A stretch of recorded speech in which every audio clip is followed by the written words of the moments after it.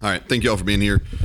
Big win on Saturday night. Again, I want to thank our fans. I thought the atmosphere was tremendous. I thought that win was really vital for our state university fans. Talked about it after the game. Proud of our team. Didn't play our best, but found a way to win. I think that's a sign of a good football team.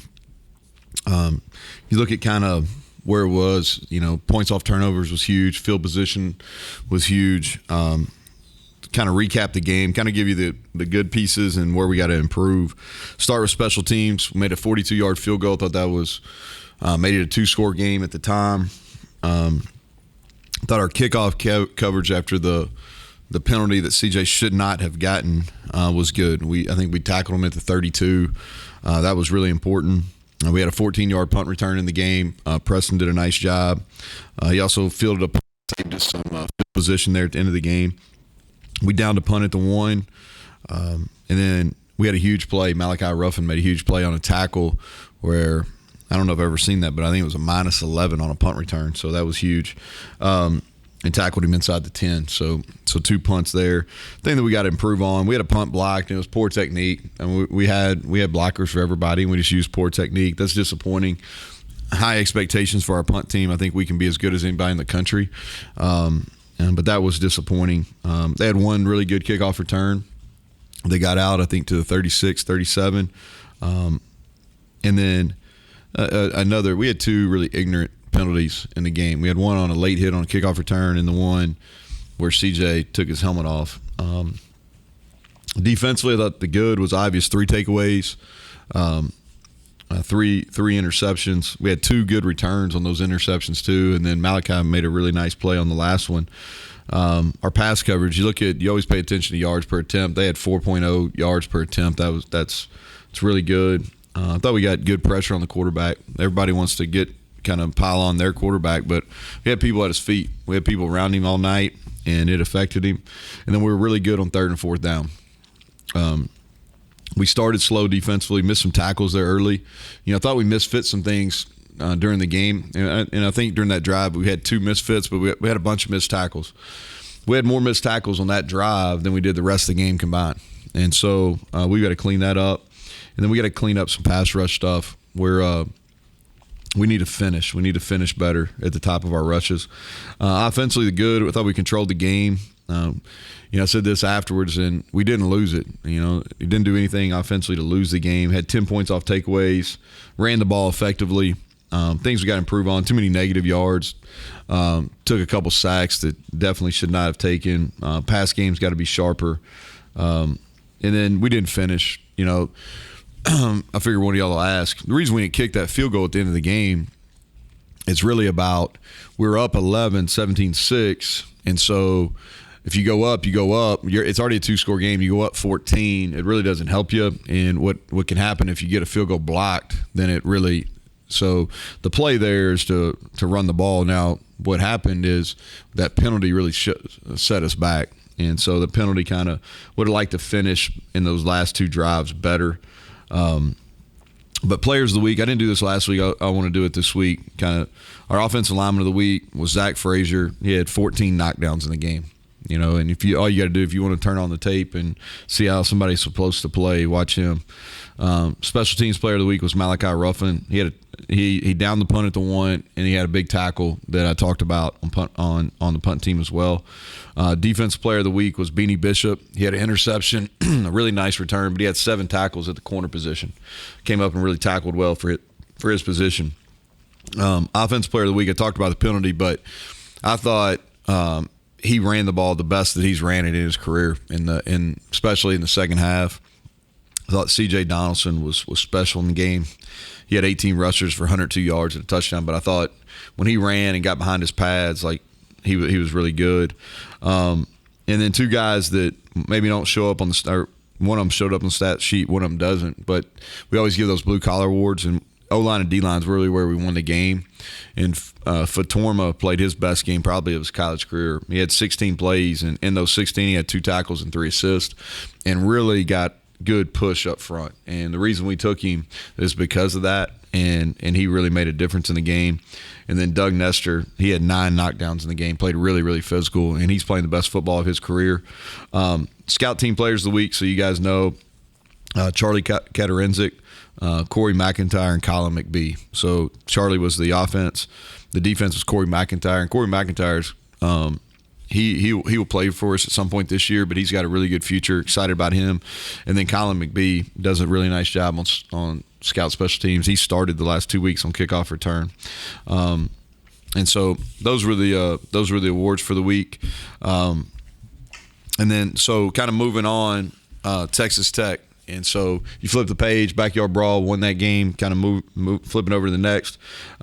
Before we get into that Gold Rush game, you know, and our fans were critical last week, and we need them. This is the start of Big 12 play, you know, and this is our last game in a 3-game home stretch. And we feel like if we can defend our home turf, then we got a chance to have a really good year.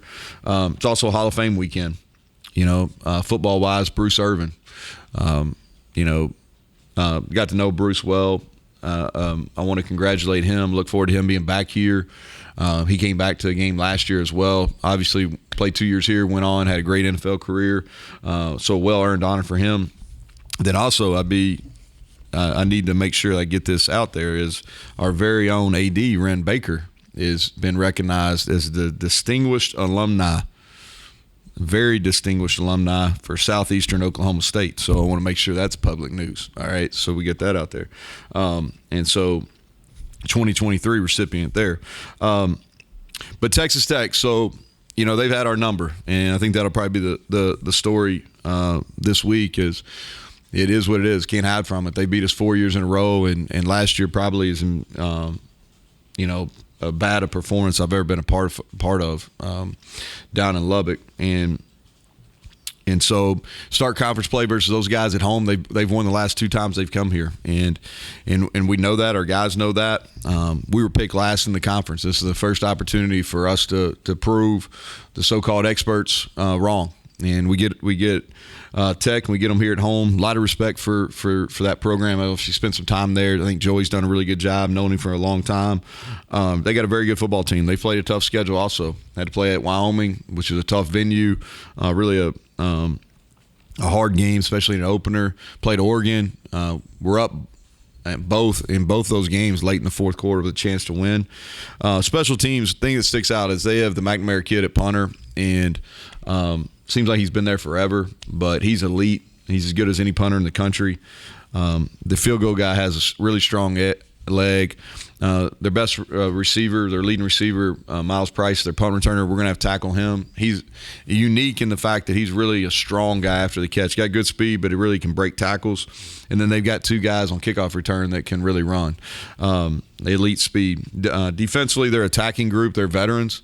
If you look at the number of games that all these guys have played, it's a real veteran group. They got after us last year and really controlled the line of scrimmage on us. You know, one of the few teams last 2 years that, I mean, their interior pieces really got after our interior pieces and did a nice job versus us. Offensively, they got great skill players. If you look at it, 3 or 4 receivers that I think can play for anybody in our league. They probably have the best group of receivers in our league. Nobody talks about the running back, but he's going to be an NFL player, and he's going to play in the league for a long time. Taj Brooks. He can pass protect. He can run inside, outside. He's really good. The quarterback's playing his best football of his career that I've seen.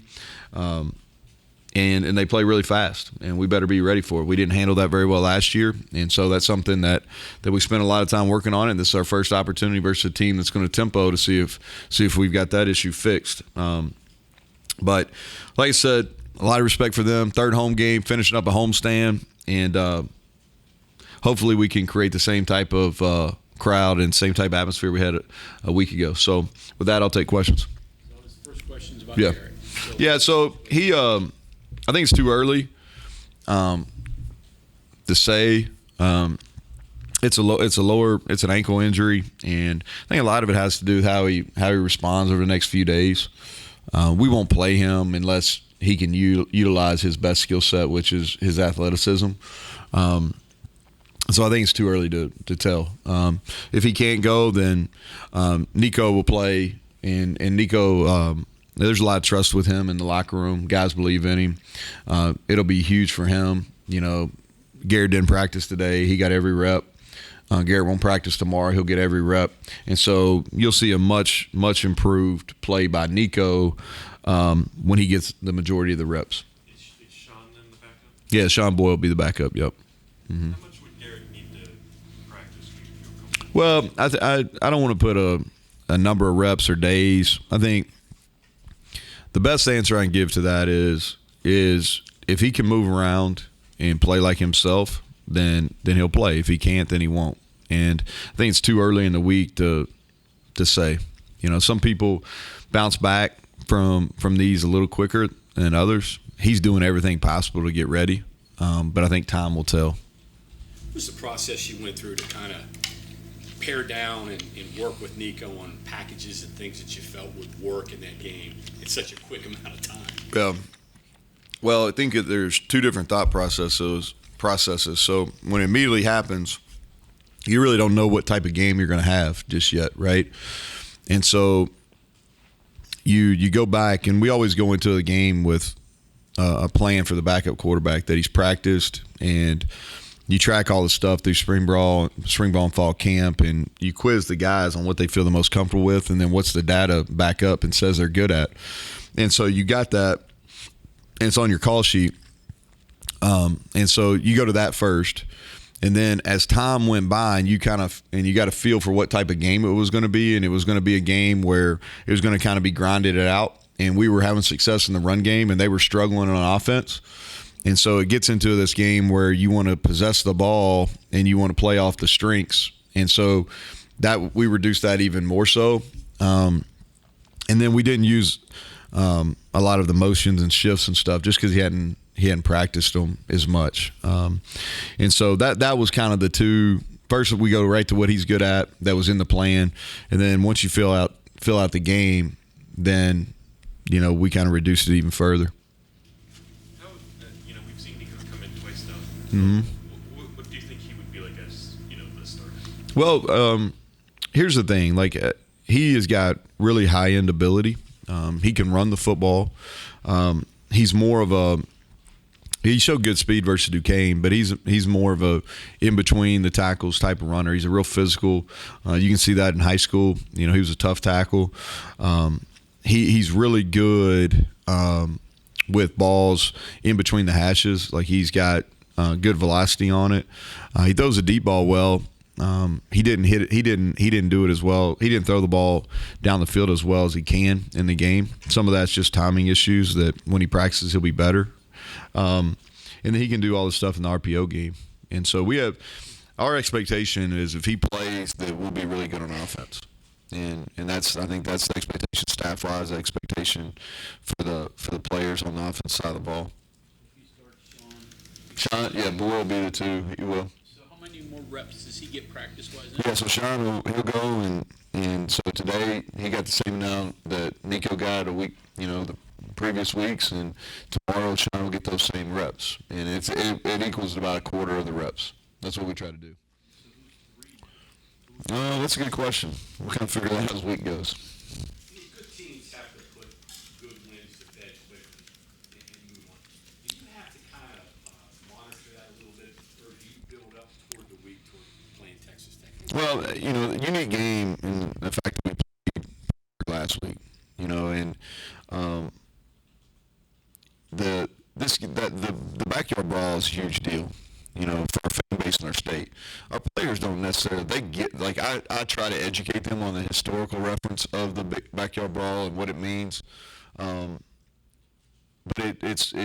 I wouldn't say that they understand it like the 20-year season ticket holder or someone that grew up in the state of West Virginia, and so they're going to be able to put it to bed pretty quick just because it's next. I think it really is beneficial that we play Texas Tech next because they've had our number. You can hit that right in the face. I mean, it is, I think, am I right? They're the only team, in the league that we've played that we haven't beaten, and that they've won the last 2 times here, which doesn't happen very often. So, and then if you watch that film, it wouldn't take you very long to get ready for this one because, that was bad ball last year.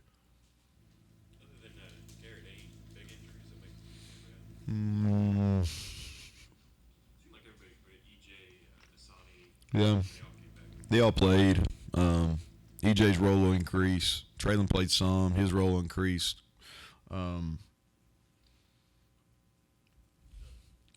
Justin tried to go and still not 100%. Yeah, Justin Johnson. He practiced. We didn't do a whole lot today. I'll have a better idea tomorrow on him. And like I said, he tried to go on Tuesday, wasn't full speed. Tried to go on Wednesday, wasn't full speed. And so that's kind of the way we treat him most of the time. If they can't practice by Wednesday, it's really hard. You know, that's not necessarily a rule in ink. You know, there are some exceptions to that, but in general, that's kind of what we go by. Yeah, so he's gonna have surgery and he'll miss the remainder of the year. Yeah, I told y'all I would tell you that. I apologize, should have done that. So, he's gonna have to seek an appeal. Yeah, we'll have to seek a waiver on that. I think he's got a good case, but those things go to a committee, so you'll find it's hard to tell. Yeah, you mentioned on Saturday. You mentioned the defensive line rotation. Mm-hmm. How big? It seemed like all the transfers, Torma, Tomey, Terrence Bradley. It seemed like they've all hit early on in the season. Yeah, if you look at it, and I tried to give y'all a little bit of a heads up because I felt like that the D-line played well through fall camp. And I think it's I think I've said this before too, is we went through fall camp. We knew we were pretty good on the O-line. And a year ago, it was really one-sided. Like our O-line won almost every day. In this fall camp, it wasn't like that. Not that the O-line didn't still win some or win even a majority of the time, but it wasn't one-sided. It wasn't one-sided at all. And so that was my first inclination that, okay, now when you look at it, is we're rotating guys. Like if you look, Fatorma and Mike Lockhart, they both are playing at a high level. Fatorma played his best. Mike played really well. If you look, when Sean went out, then Tomey came in. Tomey leads our team in sacks and had a huge TFL. And if you look over the boundary, like nobody talks about Eddie Vestorini, but he's the most consistent player on our team. He and Zach Frazier, like those are the most consistent players on our team. Jalen Thornton had a huge TFL on the drive where we pinned him down at the 1. Day-Day Hawkins has given us some good snaps. Hammond didn't play as much the other night, but he will. He will continue to play. And then Asani came back and did a nice job, had a couple tackles. And I thought for a guy that hasn't, it wasn't like he played a whole lot last year. He played a little bit. We redshirted him. And then he's post what happened in February. So, that's a really fast recovery. And he played well versus a good team on Saturday night. You like what you've gotten out of your tight ends, run and pass game? Yeah, so, we got to continue to get the ball to Cole. The other night, the way it played out, it just wasn't going to be a throw game, which is tough. It's like I told the receivers after the game, listen, man, I know this is why you didn't come here, but enjoy the win. We're going to need them. We got to get the ball. We got to continue to get the ball to Cole. I thought Traylon did some nice things. He had some really impactful point of attack blocks, and then Cole did a nice job. He's learned to play a better pad level, and so he's. That position, I mean, they're out there every snap. Sometimes we're playing both of them at the same time. So they're getting a lot of playing time, and they're helping us on offense for sure. Doug mentioned the line of scrimmage last year. Has that been a common thread in some of these Texas Tech games, or are there other things that you can pinpoint in those? Well, they've beaten us handily twice. 19 and last year they beat us handily, and then the other 2 years, 20 and 21, we lost right at the end of the game. In 20 – down there, we had a fumble right at the. We were going to take the lead. We had a fumble, and it ended up being a scoop and score. So really unfortunate. Kind of flipped right there. And then 21, I think we had it 3rd and goal, and 4th and goal, we don't score. If we score, we win the game. So, I think the common theme is they've moved the ball on us pretty well, and then we haven't ran the ball as well as we need to be able to run the football to win football games versus those guys, And so their tempo's been an issue. We spent a lot of time during the off season on these guys, so hopefully it'll show up. They've been running the ball really well. Is there a difference in facing tempo when they're passing it more compared to running the ball more, or is it They do. Yeah, they do a good mix. They're still throwing the ball more than they're running it, but the running back's special. They're going to try to get him touches. Like he's probably the best player in our league that nobody talks about. He really is. I mean, I think he's right up there at the top of our league for running backs. He's really productive. I was telling our defense staff that yesterday. I think he's the best player in our league that nobody talks about. The conversation down there has been quarterbacks, Shuck and Morton. You got a plan for both, I guess. Yeah, I mean, Morton played against last year. If they watch that tape, they're going to want to play him because, I don't know if he may still not have an incompletion. But both those kids are more capable. Both of them won Big 12 games. They don't change a whole lot, depending on who's in there. So both of them are good players. Both of them are quality Big 12 players. So I don't think their plan of attack really alters whoever's in the game.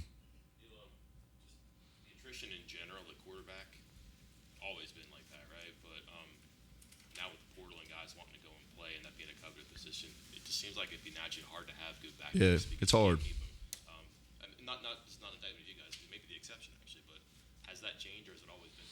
No, I think more so. I think the transfer portal has. I don't necessarily if it's transcended the quarterback position like it has done your roster management, because quarterbacks have always been, if they're not playing, then they leave. And it just happened to be most of the time they were transferring down if they'd already redshirted. With the ascension of the portal, now they're they can transfer. Some of them can transfer multiple times, but it's hard. It's hard to have depth at any position, honestly. But at quarterback, where you're only going to play one a majority of the snaps, I think it would be. I'd be interested to see, and this would be a good study, is how many backup quarterbacks are either true freshmen or redshirt freshmen, because I bet there's a high number of them. Just thinking about it as you ask that question. It's got to be kind of delicate to manage that too, and make sure that one knows it could be any minute, but also that he's not the guy, right? Yeah. It's a physical thing, I'm guessing, but you almost have to treat them differently than a backup running back or backup receiver or anything like that. You do. I think the transparency has to be there. I think you have to be transparent about why they did or did not win the job, and then you got to continue their development. I think any, and I don't know, this is for any employee or any player, but more so probably at quarterback, is they got to know that you believe in them. They got to know that there's a plan for their development, and they got to feel that they're getting better. And so I think that those things give you a chance. What we've done for our young quarterbacks, and it's paid off. We had some successful backups at Troy when we had to play. Is like today at the end of practice, the guys that played in the game Saturday night went in and we scrimmaged. We didn't tackle to the ground, but we scrimmaged for about 30 plays. And we'll do the same thing Tuesday. And Sean Boyle got every rep. A week ago, Nico and Sean split those, but Sean got every rep. Tomorrow we'll do the same thing. Wednesday we'll do it. And those are ways to log reps, for Sean in the if he was needed to play, and what we do is we take what he can handle, what he's good at, and we rep those today, and he'll get 11-on-11 work as we go through the week. And so, and we try to do that with all of our developmental guys. They're in a lifting group where they're going through an off season. Guys that we feel like are probably going to redshirt that may only play the 4 games. We try to put them in an off season program during the season. Where they don't go to meetings, they lift instead. And then we do these, either fundamental work or these scrimmage type situations at the end of practice where they continue to get reps and they're getting coached. Because that's where you lose guys if you don't coach them. And you're going to lose some, but the ones that you really believe in, that have a future, man, you got to spend some time with them. You got to coach them. They got to get reps. So, Neal, we haven't met Sean. What's he like? I mean, how did he handle it when Garrett goes down and it's like he just wanted to play from? Oh, yeah. He was a little nervous on Saturday night. I kind of looked at him. I was like, you're next, right? And he kind of gave me the big eyes. And and so, because I don't think he had really thought about that, and so now he'll be ready. He'll be ready if called upon. And it's really on us as coaches to get him prepared, but also put him in a situation where he can have success. Were you happy to get Nico that full half against Duquesne? Well, in hindsight, it's worked out. He's I was really hoping to play him a little bit more against Duquesne. But just kind of the way the game worked out, he got a bunch of snaps, and he's going to continue to get better. You know, the other night he did some things really well, man, but he also did some things that you could tell that, you know, he's a redshirt freshman and he hadn't played a whole lot, you know, and so he'll get better. What about the talk? Sorry, it is you're knowing the kind of player that Garrett is and the danger of what happened. Yeah, I think that you got it in this the way the rules are now. I mean, you got to have two ready, you know, and so, you know, Garrett he does play and he's got a lot of passion, so he puts his body at risk sometimes. Like he got hurt trying to push for extra yards, which he shouldn't do, but he did, and so, you know, you can't limit what makes him great. But not only because of the way he plays, but I think just if you look across college football, a lot of people are playing multiple quarterbacks, and there's a lot more injuries at that position for whatever reason than there has been in the past. And so we knew that at some point, and I was really clear with Nico about this, is like you're going to be called upon, and it's real easy because you just point back to the Oklahoma State game, you know, where he had to play basically all but 2 snaps of the second half in that game too. So, but he's been prepared, and that's something that we thought about, but not necessarily because of the way Garrett plays, just because the way it's gone in general. Somebody else was asking a question. Talking about Todd Brooks and just, you know, how good he is at his position. How beneficial has it been to have Nick Singleton at Penn State on on the other side already and having a game like Saturday? Well, I will say this too. I thought Hammond was really tough to tackle for Pitt, you know, especially early on. Like those guys at Pitt, they run the ball really hard. And so if you think about it, we've played kind of the who's who of running backs over the last 3 or 4 years. You know, Brees Hall's, the Robinson kid. I mean, at Texas, we've played elite running backs. Singleton was good too, and like I said, the Hammond kid played really well against us last weekend. And so our guys are going to be ready, but Taj Brooks is, you know, I think he's a special player. Okay. Thanks, Coach. Go ahead. What were you going to say? I'll take this. No, just seemed blocking from your receivers could have been better sometimes, kind of close to maybe breaking some, but did make some Yeah. on the edge, made some plays though. So I actually thought this was the best week we've blocked on the perimeter. There was one where if Devin would have finished it was split, and that's the one you probably saw. It was early. I can't remember if it was in the second or third quarter, but if Devin would have finished his block on a safety, then CJ would have scored. But overall, I thought Preston Fox blocked really well. Cortez Braham had his best blocking. Devin missed 2, but I thought he was physical. Hudson really got in the mix and battled on the perimeter too. And I credit those guys, man. They kind of got a feel for what it was going to be in the second half too, and they were good on the sideline, and they went out there and competed. But it's probably the best. Can it be better? Probably so, Mike. But I thought those guys